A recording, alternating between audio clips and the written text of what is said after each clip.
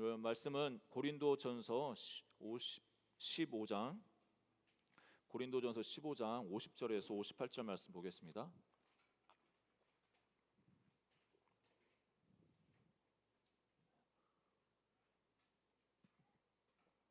네, 고린도전서 15장 50절에서 58절 말씀 교독하겠습니다. 형제들아, 내가 이것을 말하노니 혈과 육은 하나님 나라를 이어받을 수 없고 또한 썩는 것은 썩지 아니하는 것을 유업으로 받지 못하느니라. 내가 너에게 비밀을 말하노니 우리가 다 잠잘 것이 아니요 마지막 나팔에 순식간에 후련히 다 변화되리니 나팔 소리가 나매 죽은 자들이 썩지 아니할 것으로 다시 살아나고 우리도 변화되리라. 이 썩을 것이 썩지 아니할 것을 입겠고 이 죽을 것이 죽지 아니함을 입으리로다. 이 썩을 것이 썩지 아니함을 입고 이 죽을 것이 죽지 아니함을 입을 때에는 사망을 삼키고 이기리라고 기록된 말씀이 이루어지리라. 사망아, 너의 승리가 어디 있느냐? 사망아, 내가 쏘는 것이 어디 있느냐? 사망이 쏘는 것은 죄요 죄의 권능은 율법이라. 우리 주 예수 그리스도로 말미암아 우리에게 승리를 주시는 하나님께 감사하노니. 같이 있습니다. 그러므로 내 사랑하는 형제들아, 견실하며 흔들리지 말고 항상 주의 일에 더욱 힘쓰는 자들이 되라. 이는 너희 수고가 주 안에서 헛되지 않은 줄 알미라. 아멘. 네, 오늘 이 본문은 오늘 큐티 본문과 동일합니다. 오늘 이번 달은 고린도 전서를 함께 묵상하고 있고요. 이제 다음 달부터는 시편이랑 이사야 말씀을 묵상하게 됐습니다. 그러니까 하나님께서 기록된 말씀으로 우리에게 말씀해 주시고 또 하나님의 뜻을 가르쳐 주십니다. 우리가 다른 데서 엄한 데에서 하나님의 뜻을 구하고 하나님이 원하시는 게 무엇인가 찾는 게 아니라 기록된 하나님 말씀에서 우리에게 하나님이 원하시는 게 무엇이고 뜻이 무엇인가를 발견할 수가 있습니다. 하나님께서 이 시간도 저와 여러분 가운데 말씀해 주실 줄 믿습니다. 고린도 교회는 그 현대 교회처럼 너무 많은 문제가 있습니다. 그러니까 살아있는 존재이기 때문에 문제가 있는 겁니다. 이렇게 죽은 그 동물이나 사람의 그 몸에는 뭐 어떤 병원균이나 이런 게 뭐 투입하고 그런다고 해서 문제될 거 없지 않습니까? 어떤 문제도 일어나지 않는데, 그런데 살아있기 때문에 바이러스도 침투할 수 있고 간염도 될 수 있고 또 여러 가지 또 관계 속에서도 트러블이 생길 수 있습니다. 이 고린도 교회가 분열되어 있고 또 음행의 문제가 있었고, 그때 당시에 그 헬라 세계관 속에서 문화 속에서 살고 있기 때문에 그런 문화 속에서 들어오는 철학이라든지 그 가치관들이 이 교회를 어렵게 만들었습니다. 또 성도에게 부어주신 그 하나님의 은사, 그 은사를 어떻게 보면 자기 자랑하기 위해서 남보다 내가 더 낫다는 것을 보여주기 위해서 경쟁적으로 그 은사를 자랑하기 시작했습니다. 그래서 분열이 되었고 싸움이 일어났습니다. 그리고 성찬의 자리, 지금은 우리가 성찬식을 한 달에 한 번씩 하는데 초대교회 같은 경우는 성찬이라는 게 매번 모이면 그 애찬을 했습니다. 그러니까 같이 먹고 마시고 또 하나님을 예배하는 그 시간을 가졌는데, 가난한 사람들은 늦게 와서 잘 먹지 못하고 부유한 사람들은 일찍 와서 자기들이 가져온 것들을 다 먹어버리는, 그래서 가난한 자와 부자 간에도 그런 갈등들이 생겨났습니다. 또 마지막으로는 오늘 사도 바울이 이 죽은 자에 대한 부활, 고린도전서 15장을 쓰게 된 그 배경이 이 공동체 안에 죽은 자의 부활이 없다, 이런 주장들이 있기 때문에 또 15장을 기록한 것을 볼 수가 있습니다. 여러분, 성경은 그냥 그 상황이랑 어떤 그 역사적 배경이랑 아무 상관없이 하늘에서 뚝 떨어진 게 아니라 그 삶의 현장에서 살고 있는, 부대끼면서 살고 있는 그 성도들을 향해서 하나님이 그 뜻이 무엇인지를 밝혀주시는 말씀입니다.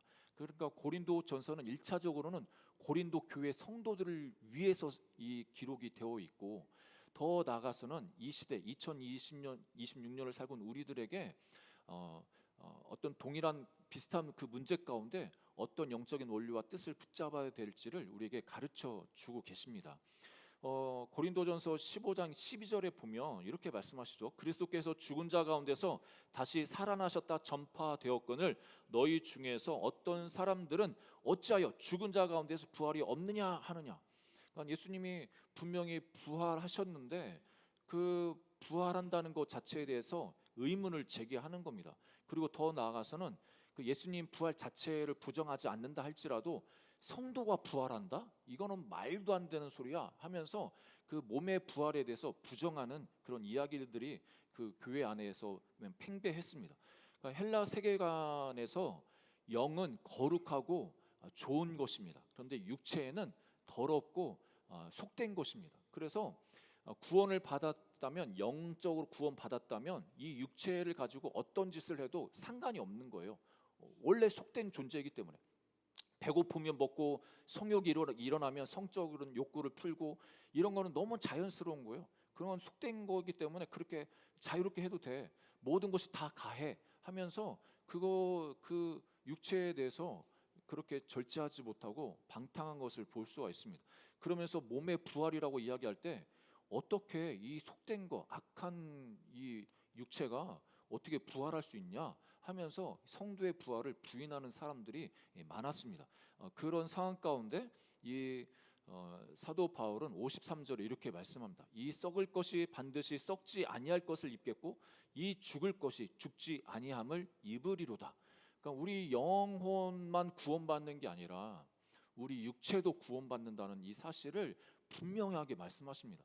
여러분, 이 성경에서 영혼 그 구원을 이야기할 때는 우리 믿는, 그러니까 예수님을 믿는 우리 영혼이 구원받는 거에 대한 부분들로만 우리는 한정해서 이야기하는데, 성경에서의 구원은 인간의 전인격적인 구원뿐만 아니라 이 창조 세계의 구원을 이야기를 합니다. 요한계시록에서 창조의 그 하나님께서 이 세상을 새롭게 하시고 완성하실 때 우리만 새롭게 하시고 부활을 몸을 있게 하신 게 아니고 이 온 우주 만물에 대한 그 회복, 구원을 이렇게 말씀하고 있습니다. 놀랍지 않습니까? 우리는 우리 자신만 구원받는다고 생각하는데 성경은 그 얘기가 아니라 모든 이 하나님 만드신 자연 세계에 대해서, 창조 세계에 대해서 구원이 있을 거라고 가르쳐 주십니다. 이때 당시 사람들은 죽음은 내 영혼이 이 육체를 떠나는 건데, 이 육체는 뭐냐면 이 땅을 살아가면서 내 영혼을 가두는 감옥과 같아. 그러니까 죽으면 이 감옥에서 벗어나는 거야, 이렇게 생각하는 거예요. 그런데 아니, 이 죽어서 이 몸이라는 감옥에서 벗어나서 너무나 좋은 건데 왜 또 부활이 있어? 그것도 몸으로 다시 부활해?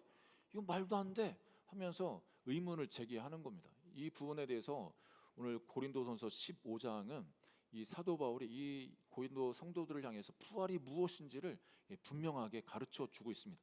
이런 부활은 우리가 부활절 날만 설교를 듣는 게 아니고, 이 부활은 장례식장에서 장례 설교를 듣는 게 아니고, 이 부활은 어떻게 보면 우리 인생, 우리 신앙의 기본이면서 핵심 중에 핵심입니다.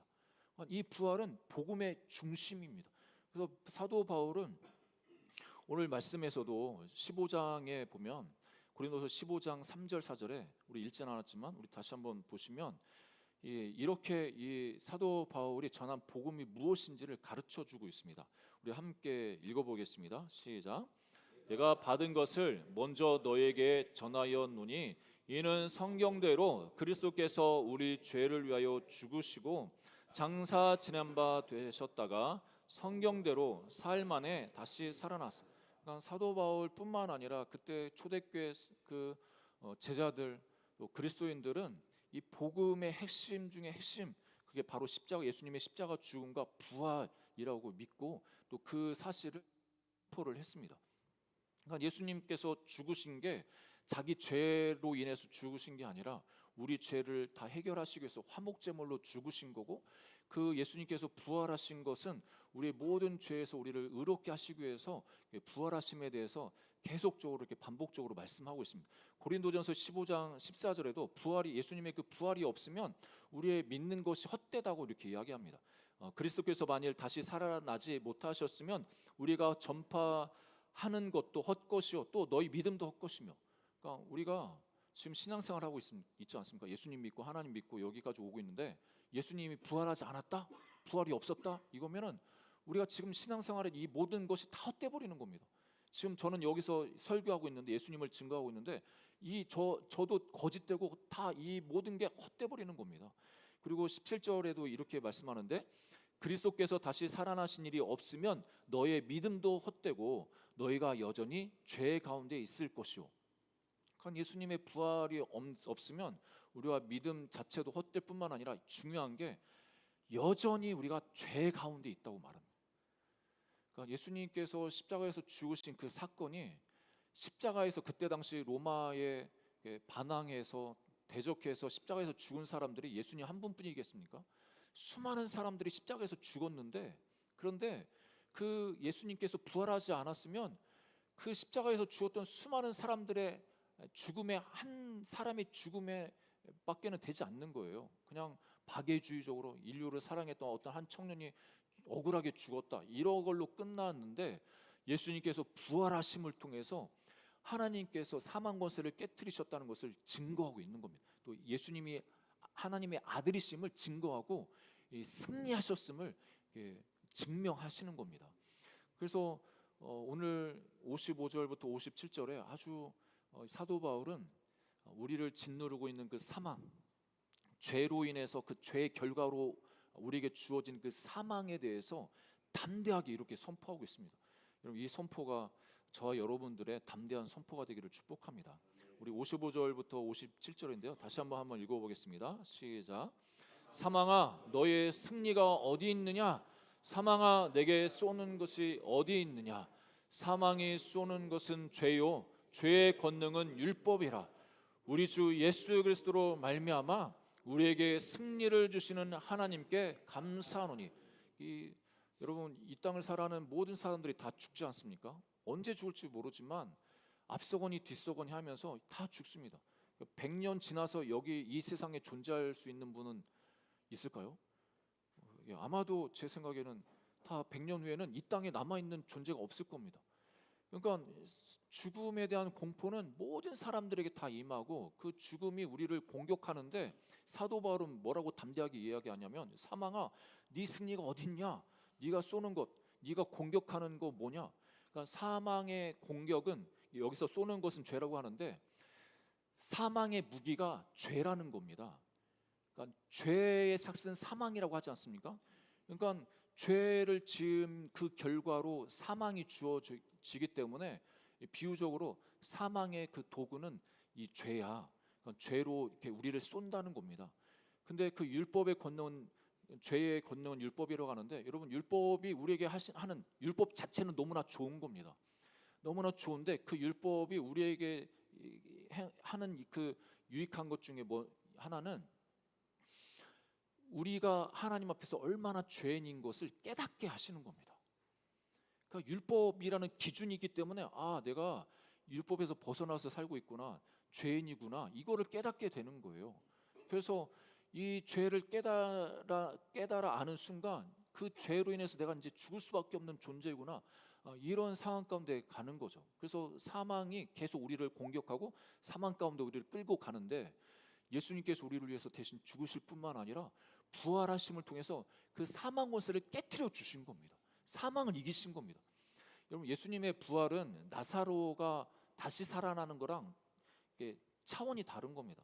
소생이라고 하죠. 사람이 죽었다가 다시 깨어나는 경우도 종종 있습니다. 나사로만 있겠습니까? 인류 역사에 보면은 죽었다가 며칠 지나서 살아난 사람들 많이 있습니다. 임상학적으로 많이 기록되어 있습니다. 그거를 그 사람들이 부활했다고 하지 않습니다. 예수님의 부활은 사망 권세를 깨뜨리고 부활하셔서 그 몸 자체가 부활의 몸으로 다시 변화된 부활체를 입은 그 부활을 이야기를 합니다. 그러니까 우리가 뭐 소생하는 사람들은 다시 죽죠. 여전히 이 몸의 그 죄 아래 우리가 있기 때문에 죽을 수밖에 없는 존재입니다. 그렇지만 예수님께서 우리를 대신해서 죽으시고 부활하셔서 이제 더 이상 우리가 사망의 노예, 그 죄의 노예로 살지 않고 그것으로부터 자유함을 얻은 승리자로 이 땅을 살아갈 수가 있습니다.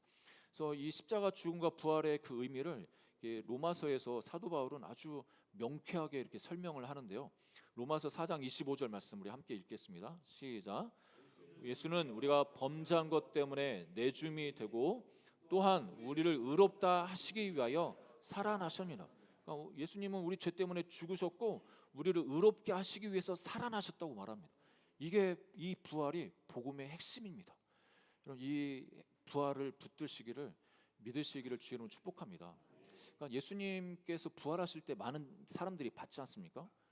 내가 그러면 부활하신 예수님 봐야 나는 믿겠어, 이렇게 하시는 분들이 종종 있는데, 우리는, 여러분 여기 계신 여러분들 부활하신 예수님 보셨습니까?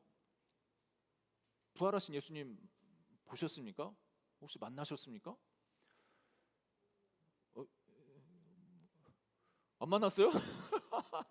안 봤어요? 못 봤어요? 할렐루야. 우리 권사님 명쾌하게 정답을. 우리는 직접 두 눈으로 목격하지 않았지만 목격한 사람들의 그 기록을 통해서 이걸 보고 우리는 본 겁니다.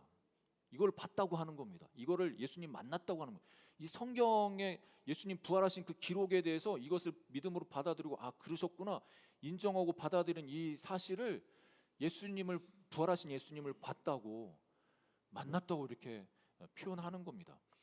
여러분, 우리 모두가 부활하신 예수님을 보았습니다. 성경을 통해서 보았습니다. 또 성령의 충만함, 그 성령을 통해서 우리가 부활하신 예수님을 만났습니다. 이미 만났습니다. 두 번째로는 이 사도 바울이 그리스도의 그 부활이 우리의 부활을 보증한다고 이렇게 말씀하고 있습니다. 고린도전서 15장 20절에 보니까 사도 바울이 이렇게 이야기합니다. 우리 함께 읽어보겠습니다. 시작. 그러나 이제 그리스도께서 죽은 자 가운데서 다시 살아나사 잠자는 자들의 첫 열매가 되셨도다. 그러니까 예수님이 부활하신 것이 이 잠자는 자, 죽은 자들의 그 첫 열매라고 이렇게 정의를 내리고 있습니다. 여러분, 첫 열매 아시죠? 첫 열매. 여러분, 저희도 시골에 있을 때 그 첫 열매를 하나님께 드리는 그런 또 헌신이 있었는데, 우리 모두가 첫 열매를 얻으면 하나님께 드리죠. 그 첫 열매의 의미가 뭡니까? 처음으로 추수한 그것은, 뭐 만약에 과일일 때 과일을 이렇게 맺어주면 처음으로 따서 하나님께 첫 열매 드리지 않습니까? 그거는 그 이후에 계속 추수가 있을 거에 대한 그 상징적인 의미 아니겠습니까? 그 첫 열매가, 첫 열매가 있다는 것은 앞으로 계속 추수가 있을 거다, 이것을 이야기를 합니다. 그러니까 예수님이 부활의 첫 열매가 되셨다는 것은 이후로 이제 부활이 계속, 예수님을 믿는 사람들에게서 부활이 계속 일어날 거라는 것을 말씀해 주고 있는 겁니다. 그러니까 우리의 부활을 예수님이 보증해 주신다고 말씀하시는 겁니다. 그래서 고린도전서 15장 22절 23절에 보니까 아담 안에서 모든 사람이 죽은 것 같이 그리스도 안에서 모든 사람이 삶을 얻으리라. 그러나 각각 자기 차례대로 되리니 먼저는 첫 열매인 그리스도요, 다음에는 그가 강림하실 때 그리스도에게 속한 자요. 예수님께서 첫 열매로 부활하셨기 때문에 그 다음은 예수님이 강림하실 때 예수님께 속한 우리들이 부활한다고 말씀합니다. 근데 여러분, 성경에서 부활은 그냥 우리 영혼이 그냥 다시 깨어난다 이런 의미가 아니라, 부활은 몸의 부활을 의미합니다. 이 성경에서 부활이라고 이야기할 때는 몸의 부활을 말씀하십니다. 이게 정말 놀라운 비밀이고 놀라운 사실입니다. 고린도전서 15장 42절에서 44절까지 말씀인데 우리 같이 한번 읽어보겠습니다. 시작. 죽은 자의 부활도 그와 같으니 썩을 것으로 심고 썩지 아니할 것으로 다시 살아나며, 욕된 것, 43절, 욕된 것으로 심고 영광스러운 것으로 다시 살아나며, 약한 것으로 심고 강한 것으로 다시 살아나며, 또한 육의 몸으로 심고 신령한 몸으로 다시 살아나나니 육의 몸이 있은즉 또 영의 몸도 있느니라. 여러분, 오늘 사도 바울은 정말 놀라운 비밀을 우리에게 가르쳐 주시는데요. 우리 몸은 다 썩어지고 어떻게 보면은 욕된 거고 약한 거고 육의 몸인데, 이제 우리가 부활하면은 그 부활의 몸이 이제는 썩지 않을 몸이고 영광스러운 몸이고 강한 몸이라고, 영의 몸이라고 말씀하십니다. 그러니까 예수님이 부활하셨을 때, 예수님이 살아생전에 공생애 때 입었던 그 육체가 아니라 변화된 그 몸으로 부활하신 것을 우리가 볼 수 있지 않습니까? 이 복음서에 보면 예수님이 제자들이 그 비밀 공간에 문 닫고 딱 있는데 예수님이 벽을 통과해서 찾아오십니다. 그리고 예수님이 제자들이 안 믿으니까 너희들 먹을 것을 나한테 달라고 해서 먹습니다. 우리가 지금 이 시대를 살아가는 우리들에게 있어서는 이 몸이 이해가 안 됩니다. 여러분 이해되시는 분 없잖아요. 어떻게 이런 몸으로 부활할 수 있지? 그런데 예수님께서 먼저 보여주셨어요. 뭐 공간, 이 공간 자체가 예수님 부활의 몸을 제한할 수가 없는 거예요. 그리고 또 드시기도 해요. 이게 너무 신비한 몸이죠. 이 부활의 몸으로 우리도 변화될 것을 말씀하십니다. 할렐루야. 여러분 우리가 생로병사라고 하지 않습니까? 이 땅에 태어나면 이제 태어난 순간부터 늙어지는 건데, 늙어지면 우리 몸도 건강한 그때가 있지만 또 쇠약해져서 병들어서 또 죽음으로 갑니다. 그거는 막을 수도 없고 누가 그것을 역행해서 갈 수가 없어요. 예전에 뭐 실명을 거론하면 다 아시는 중국의 러시아의 그 두 리더님께서 만나가지고 마이크 꺼진 줄 알고 장기 이식하면 오래 살 수 있다고. 오래 살 수 있겠죠. 어느 정도는 살 수 있겠죠. 근데 영원히 못 살아요. 아무리 내가 쇠한 그 영역을 이렇게 한다고 할지라도 이 땅을 살아가는 그 삶은 제한돼 있죠. 그러니까 우리가 그렇다고 해서 도움 받지 말라는 말 아닙니다. 우리가 연약해져 있으면 그 연약한 몸을 위해서 우리가 바꿔서 또 변화될 이 수술할 것은 수술하고 그 약을 드셔야 되고 또 약을 드셔야 돼요. 근데 분명한 것은 그런 모든 과정에서 우리 인간의 몸은 썩어질 수밖에 없는 그냥 약한 그런 존재인데, 하나님께서 우리에게 주시는 그 부활의 몸은 어떤 몸이냐면 썩지 않을 몸이고 영광스러운 몸이고 강한 몸이고 영의 몸이라고 우리에게 가르쳐 주십니다. 여러분 우리에게 영의 몸이 있음을 기억하시기를 주님으로 축복합니다. 이게 우리에게 소망입니다.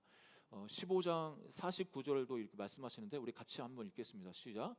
우리가 흙에 속한 자의 형상을 입은 것 같이 또한 하늘에 속한 이의 형상을 입으리라. 여러분 이 땅을 사는 우리들은 다 흙에 속한 형상 다 입고 있습니다. 그러니까 몸이 아프고 약해지면 마음도 약해지고 절망스러울 때 또 슬플 때가 많이 있습니다. 그런데 흙에 속한 형상으로만 우리가 끝나지 않는다는 것을 여러분 기억하십시오. 하늘에 속한 하나님의 그 형상, 그 부활의 몸으로 우리가 덧입혀진다는 것을 여러분 기억하시길 바랍니다. 그 순간이 언제냐? 51절, 52절 이렇게 말씀하시는데 같이 읽겠습니다. 시작. 보라, 내가 너희에게 비밀을 말하노니 우리가 다 잠잘 것이 아니요 마지막 나팔에 순식간에 홀연히 다 변화되리니 나팔 소리가 나매 죽은 자들이 썩지 아니할 것으로 다시 살아나고 우리도 변화되리라. 여러분 우리가 여러분 건강을 위해서 운동하셔야 됩니다. 좋은 거 드셔야 됩니다. 단백질도 챙겨 드시고 또 유산소 운동도 꾸준히 하시고, 특별히 또 시간이 지나면서 근육이 많이 빠지는데 근력 운동도 빼놓지 않고 또 열심히 하셔야 됩니다. 건강하게 사셔야 됩니다. 그런데 우리가 꼭 기억할 것은 우리가 또 건강한 몸을 가지고 있다가 또 아플 수 있지 않습니까? 또 체력이 예전만치 않고 너무 체력이 푹 꺼져가지고 삶의 의욕도 또 잃어버릴 때, 낙담될 때 있지 않습니까? 절망스러울 때 있지 않습니까? 여러분 그럴 때 꼭 기억하십시오. 이 몸은 그냥 이 땅에서 육의 형상을 입은 이 몸은 그냥 그렇게 쇠해져 가는 거가 마땅하고 당연한 거야. 그런데 이걸로 끝나지 않아. 나는 변화될 거야. 부활의 몸으로, 더 영의 몸으로, 썩지 않을 몸으로 내 몸은 다시 변화될 거야. 이것을 소망하시기를 주의 이름으로 축복합니다. 하나님께서 저와 여러분을 위해서 부활의 그 예수님 오실 때 부활의 몸으로 우리가 변화될 것들을 이렇게 약속하고 계십니다. 53절 54절도 우리 한번 읽어보겠습니다. 시작. 이 썩을 것이 반드시 썩지 아니할 것을 입겠고 이 죽을 것이 죽지 아니함을 입으리로다. 이 썩을 것이 썩지 아니함을 입고 이 죽을 것이 죽지 아니함을 입을 때에는 사망을 삼키고 이기리라고 기록된 말씀이 이루어지리라. 53절에서 중요한 표현이 53절에서 반드시입니다. 여러분, 이 썩을 것이 반드시 썩지 아니할 것을 입겠고, 우리 몸이 썩어져서 그렇게 사라진다고 해도 이걸로 끝나는 게 아니라 반드시 썩지 아니할 몸으로 덧입을 것을 말씀하십니다. 그러니까 앞으로 가능성을 99% 가능성이 있어요 이렇게 말하는 게 아니고요. 되면 감사하고 안 되면 어쩔 수 없죠. 이것도 아니고요. 확실하게 100% 우리가 이 썩을 몸은 없어지는 건 당연하고, 그렇지만 그걸로 끝나지 않고 예수님이 오실 때 부활의 몸, 썩지 않을 몸으로 다시 우리가 변화될 것을 확실하게 말씀하십니다. 반드시 그렇게 되실 거라고 말씀하십니다. 여기 고린도전서에서만 사도 바울이 이렇게 이야기하느냐? 그렇지 않고 이 요한복음에서 예수님이 직접 이렇게 말씀하십니다. 내 아버지의 뜻은 아들을 보고 믿는 자마다 영생을 얻는 이것이니 마지막 날에 내가 이를 다시 살리리라 하시니라. 그러니까 우리가 하나님의 뜻을 찾고 하나님의 원하시는 게 뭔지 찾지 않습니까? 예수님은 이 땅에 오셔서 아버지 뜻이 뭔지 분명하게 말씀하시는 거예요. 아버지 뜻 그건 나 아들인 예수 나를 믿고 나를 믿는 자마다 영생을 얻게 하는 거야. 그리고 내가 마지막 그 날에 내가 다시 살릴 거야. 이게 예수님이 그냥 농담으로 말씀하시는 게 아니고 그냥 뭐 백지수표 아무 의미 없는 그런 말로 이렇게 남기는 게 아니라 예수님은 반드시 그렇게 하실 거를 이렇게 약속을 하시는 겁니다. 세상에서는 꿈은 이루어진다고 그렇게 표를 캐치플레이를 걸고 열심히 꿈꾸고 열심히 노력합니다. 꿈꾼 대로 다 이루어지겠습니까? 꿈은 이루어진다. 그렇죠? 어떤 부분은 이루어지죠. 그런데 모든 꿈 다 이루어질 수 없습니다.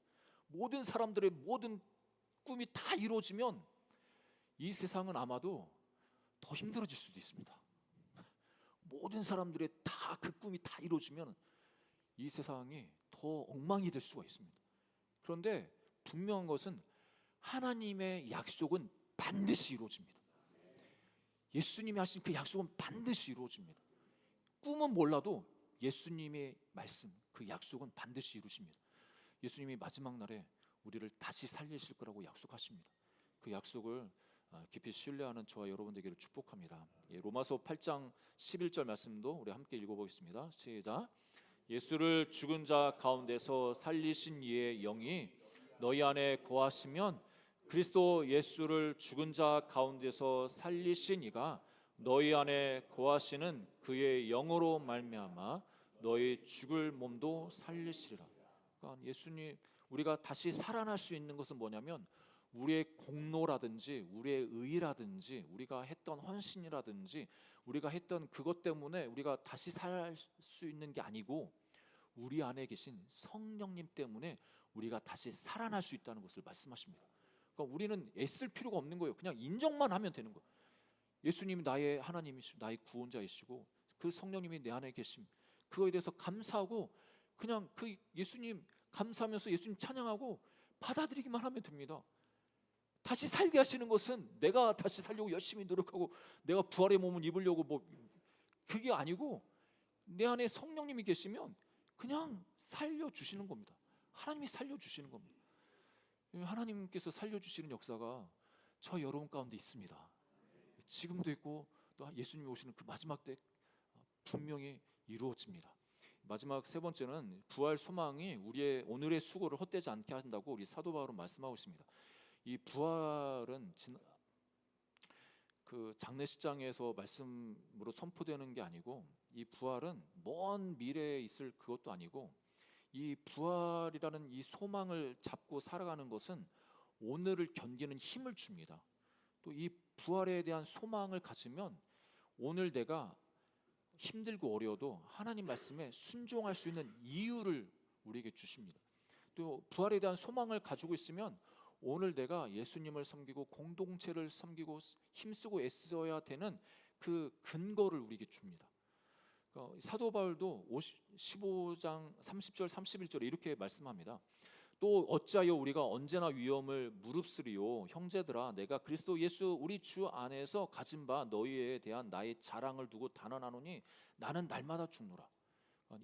이 사도 바울 이번 주에 목회 서신, 그러니까 바울이 편지를 교회마다 이렇게 보낸 그 바울 서신이 있지 않습니까? 13개의 바울 서신이 있는데 1차 전도 여행 때 갈라디아서를 썼고 2차 전도 여행 중에 데살로니가 교회를 향해서 데살로니가 전후서를 쓰고 3차 전도 여행할 때 고린도 전후서를 쓰고 또 로마서를 씁니다.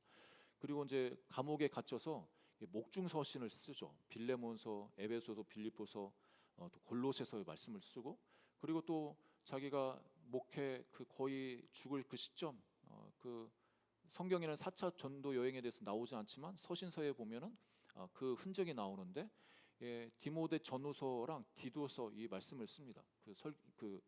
자기 제자들한테. 또 바울이 그 서신서에 쭉 쓸 때 바울이 얼마나 많은 일들을 했습니까? 그러니까 바울이 그때 했던 그 선교 사역을 통해서 유럽 이쪽에 복음화되고 어떻게 보면 로마가 국교화되는 그 발판이 될 정도로 그런 정말 귀한 일들을 했습니다. 씨앗을 심어놨습니다. 근데 바울 입장에서는 자기가 자랑할 게 얼마나 많이 있겠습니까? 제가 바울은 아니지만 바울과 같은 그런 업적을 남겼으면 두고두고 제자들한테 너 알지? 내가 얼마나 고생해가지고 거기 교회 개척했는지 지금 그게 부흥해가지고 몇 개 교회로 분리 개척하고 엄청난 일이 일어났다고 이렇게 쓰고 싶은데 바울은 쓸 때마다 자기 자랑을 그런 거 자랑 하나도 안 하고 예수님을 위해서 고난 받은 것밖에 자랑 안 해요. 내가 예수님 복음 전하다가 이렇게 죽을 뻔했어. 뭐 40에 하나 감한 매 39번 맞았다는 거죠. 그거 몇 번 맞은지 몰라. 배가 파선해가지고 죽을 고생을 몇 번 했는지 몰라. 그러니까 지금 우리가 하나님 앞에서 자랑하는 그 자랑거리랑 사도 바울이 그 사람들에게 자랑하는 그 자랑거리랑 차원이 다른 거예요. 정말 부끄럽더라고요. 이 바울 서신 이렇게 배우면서 또 스텝으로 섬기면서 이 바울은 영혼 구원과 함께 교회를 든든히 세우기 위해서 가진 고생을 했는데 그 위협을 무릅썼는데 그래서 날마다 죽을 걸 각오하면서 죽는 삶을 살았는데 자기는 그렇게 할 수 있는 것은 부활 때문에 그런 거예요. 예수님의 부활. 예수님이 부활하셨기 때문에 내가 고난받고 이렇게 수고하는 이거는 헛되지 않은 것을 아는 거예요. 그래서 얼마든지 내가 위험을 무릅쓰고 날마다 내가 죽어. 왜냐하면 부활이 있기 때문에, 부활의 소망이 있기 때문에 그렇다고 고백하는 겁니다. 32절에도 이렇게 말하지 않습니까? 내가 사람의 방법으로 예배소에서 맹수와 더불어 싸웠다면 내게 무슨 유익이 있으리요? 죽은 자가 다시 살아나지 못한다면 내일 죽을 터이니 먹고 마시자 하리라. 그러니까 바울도 어떻게 보면 부활이 없었다면 그래 뭐 이 죽음으로 끝나는 건데 뭐 지금을 즐기자. 우리 뭐 그런 말 많이 하셨어요. 우리 오늘을 이 세월 가기 전에 즐기자고 얼마나 그렇게 하겠습니까? 그런데 성경은 그 인간의 죽음으로 끝나지 않고 부활이 있을 거고 그 부활의 그 현장에서는 하나님의 심판이 있다고 우리에게 분명히 말씀하고 있습니다. 그래서 하나님 부활해서 하나님 앞에 모두가 서는 그 시간이 있기 때문에 이 사도 바울은 그냥 오늘을 즐기자, 오늘만 그냥 즐기고 살면 돼 이렇게 하지 않고 자기 복음을 위해서 고난받는 것을 힘들어하지 않고 그 길을 걸어갔다고 고백하고 있습니다. 그러면서 마지막 58절 말씀으로 결론을 맺는데요. 58절 말씀 우리 함께 다시 한번 읽어보겠습니다. 시작. 그러므로 내 사랑하는 형제들아 결실하며 흔들리지 말고 주의 일에 더욱 힘쓰는 자들이 되라. 이는 너희 수고가 주 안에서 헛되지 않은 줄 암이라. 그러니까 부활이 있기 때문에 또 부활 소망을 가지고 있기 때문에 성도들을 향해서 그 교회를 향해서 형제들을 향해서 견실하며 흔들리지 말고 항상 주의 일에 더욱 힘쓰라고 말하고 있습니다. 이 견실하다는 것은 이 헬라어 본 의미는 그 자리를 의미합니다. 그러니까 그 자리에서 든든히 서 있으라는 겁니다. 흔들리지 않고. 그러니까 이 세상에 흔들리는 게, 우리를 흔들 수 있는 게 얼마나 많이 있습니까? 그곳에서 그 자리를 지키라는 겁니다. 자리.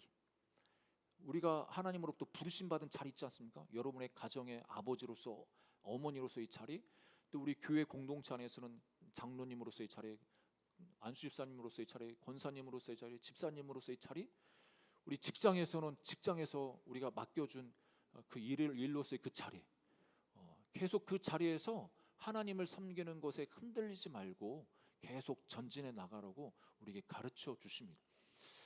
항상 그리고 주일에 힘쓰라고 우리에게 말씀하십니다. 이렇게 주님을 향한 그 충성은 헛되지 않는다고 우리에게 가르쳐 주십니다. 여러분, 지금까지 여기에 계신 우리 장로님, 권사님, 안수집사님, 우리 귀한 집사님들, 하나님을 섬기고 또 교회를 섬기고 얼마나 많이 헌신하면서 봉사하면서 오셨습니까? 우리가 볼 때는 그 과거에 했던 것들이 뭐 그냥 아무것도 안 남아 있는 것처럼, 그냥 모든 게 다 흩어진 것처럼 그렇게 생각할 수 있지만, 여러분 기억하십시오. 하나님은 기억하고 계시다는 겁니다. 우리 수고가 헛되지 않았다는 겁니다. 여러분, 헛되게 보일수록 이 말씀으로 다시 돌아오시기를 주의 이름으로 축복합니다. 만약에 부활이 없으면 다 그 모든 수고가 헛됐을 겁니다. 부활이 없으면 우리가 수고했던 거, 눈물 흘렸던 거, 기도했던 거, 헌신했던 것 누가 갚아주면 갚을 뭣도 없습니다. 그런데 부활이기 때문에, 부활에서 하나님 앞에 우리가 서게 됐기 때문에, 서게 될 것이기 때문에 이 모든 수고는 헛되지 않습니다. 갈라디아서 6장 9절 말씀 같이 읽겠습니다. 시작. 우리가 선을 행하되 낙심하지 말지니 포기하지 아니하면 때가 이름에 거두리라. 하나님께서는 그 하나님의 때에 분명 거두겠다고 말씀하십니다. 우리 씨앗도 마찬가지 아닙니까? 씨앗 심어서 이 씨앗이 씨알 자체가 죽어서 거기서 줄기가 나고 새싹이 나오고, 그래서 새싹이 자라서 이제 열매를 맺습니다. 이게 땅 속에서 죽어져야 되는데 이게 죽었나 안 죽었나, 이게 시간이 지나도 아무 증조가 없으니까 계속 땅 파보고 이러면 그 씨앗 자체가 죽어버리죠. 근데 때가 되면 새싹이 나고 또 계속 줄기가 올라가고 열매를 거둡니다. 여러분, 히브리서 6장 10절에도 하나님께서 놀라운 말씀을 우리에게 주시는데요, 이 말씀을 마지막으로 함께 읽고 마치겠습니다. 같이 읽습니다. 하나님은 불의하지 아니하사 너희 행위와 그의 이름을 위하여 나타낸 사랑으로 이미 성도를 섬긴 것과 이제도 섬기고 있는 것을 잊어버리지 아니하시니라. 히브리서가 기록된 배경은 성도들이 많은 핍박을 받습니다. 그래서 중도에 배교하는 사람들이 많이 나타납니다. 하나님을 섬기고 교회를 섬겼던 그 사람들이 외부적인 고난 핍박이 임하니까 그 하나님으로부터 떠나고 그 공동체로부터 떠나고 그렇게 가는 그 상황에서 기존에 남아있던 사람들도 과연 우리의 이 애씀과 이 수고가 정말 의미가 있나, 그런 의문을 가지게 됩니다. 그럴 때 이 히브리서 기자는 이렇게 성도들을 권면하는 겁니다. 하나님은 불의하지 아니하셔.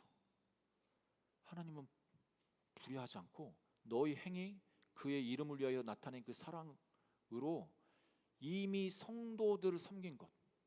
그러니까 이 당시 시점에서 자기가 그렇게 고난받고 힘들고 어려움 당하면서 그렇게 했던 그 모든 수고들, 지금 보니까 때가 되면 거둔다고 하는데 지금 거둘 열매조차도 보이지 않는 그 상황. 이런 핍박 상황에 있는데 자기가 수고한 거에 대해서 열매를 거둔 이게 보이겠습니까? 지금 쫓겨다니기 바쁘고 죽음의 그 위협에서 피하기 바쁜 이런 상황인데 아무것도 안 보이는 거죠. 그래서 그때 섬겼던 그 모든 게 다 헛된 거 아닌가? 이게 다 뭐 의미 없는 거 아닌가? 이럴 때 이미 성도를 섬긴 것, 이제도 섬기고 있는 것, 지금 현재 섬기고 있는 것, 그거 하나님이 잊어버리지 아니하신다 이렇게 말합니다. 이거를 우리 2026년도 지금 여기에 적용을 해보면 여러분들이 지금까지 우리 위례 하늘교회로 오셔서 이렇게 섬기고 계시는데 그 전에도 또 다른 교회들 섬길 수 있고 다른 공동체 섬길 수 있지 않습니까? 거기서 했던 그것들 여기 오니까 다 의미 없어지나? 아무 다 아무 헛된 거 아닌가? 하나님은 이미 그때 성도와 교회를 섬긴 것 그리고 지금 이제 섬기고 있는 그것 잊어버리지 아니하신다고 말씀하십니다. 이 말씀이 저와 여러분 가운데 위로와 소망이 되시기를 주의 이름으로 축복합니다. 말씀의 결론을 맺겠습니다. 예수님 믿는다는 것은 부활 신앙으로 사는 겁니다. 부활은 그냥 부활절에 한번 묵상하고 끝나는 게 아니라 여러분 지금 현재 우리 삶은 부활을 소망하면서 살아가는 삶입니다. 언제는 우리가 부활할 그 시점을 바라보면서 지금 현재의 고난과 고통이 있어도 참아낼 수가 있습니다. 그리고 육체적으로 쇠해지고 환경적으로 어려워지고 암담한 그 현실 속에서도 부활의 소망이 있기 때문에 이 땅의 삶이 다가 아니라는 것을 알기 때문에 우리는 더 이 땅에서 담담하게 자신 있게 또 살아갈 수가 있는 겁니다. 우리를 얽어매고 있는 그런 상황 속에서도 우리는 자유할 수가 있습니다. 여러분 그런 모든 삶의 걱정과 두려움, 염려로부터 자유하시기를 주의 이름으로 축복합니다. 이 부활 소망으로 승리하시기를 주의 이름으로 축복합니다. 우리 몸은 쇠할 수밖에 없지만 이것이 끝이 아닙니다. 부활의 몸으로 다시 우리는 살아날 것입니다. 그를 기대하면서 현재를 살아가는 우리 모두가 되기를 주의 이름으로 축복합니다. 이 말씀을 기억하면서 우리 함께 기도하겠습니다. 주님, 우리가 부활 신앙으로 산다는 것이 무엇인지 다시 한번 깨닫게 해 주옵소서. 아픈 몸이라 할지라도 예배의 자리를 놓지 않은 것, 사명의 자리를 지키는 것, 또 당장 열매가 보이지 않아도 기도를 멈추지 않는 것, 자녀를 위한 그 기도를 계속 지속하는 것, 또 누가 알아주지 않아도 교회를 섬기는 것, 이것이 부활 신앙으로 살아가는 것임을 말씀하십니다. 우리가 나이가 들어도 나는 끝났다고 말하지 않고 이 주님 앞에서 오늘의 사명을 붙드는 것이 바로 부활 신앙으로 살아가는 것임을 우리가 기억하시기를 주님으로 축복합니다. 우리가 그런 삶을 살게 해달라고 함께 기도하고 마치겠습니다. 우리 주님 한번 부르짖고 기도하겠습니다.